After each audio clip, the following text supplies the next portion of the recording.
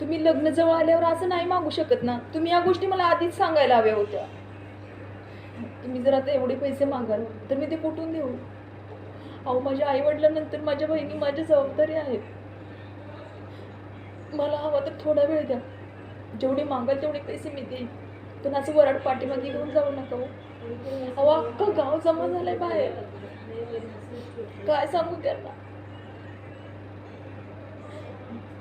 अहो, तुम्हाला जर हुंडाच पाहिजे होता तर ते मला आधी सांगायला पाहिजे होतं. आणि सोन्याचा भाव एवढा वाढलाय की मी आता त्वरित एवढं सोनं नाही देऊ शकत हो तुम्हाला. माझ्या इज्जतीचा प्रश्न आहे. अहो, माझी बहीण हे सगळं ऐकल्यावर तिच्या पायाखालची जमीनच सरकेल हो. अहो, आम्ही या दिवसासाठी किती स्वप्न बघितले. आणि शिवाय त्या दोघांचं एकमेकांवर प्रेम आहे हो.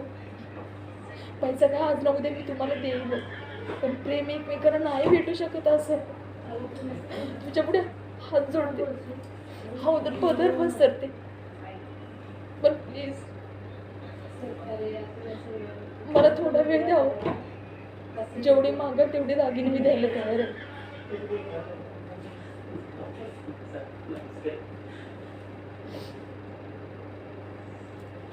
असली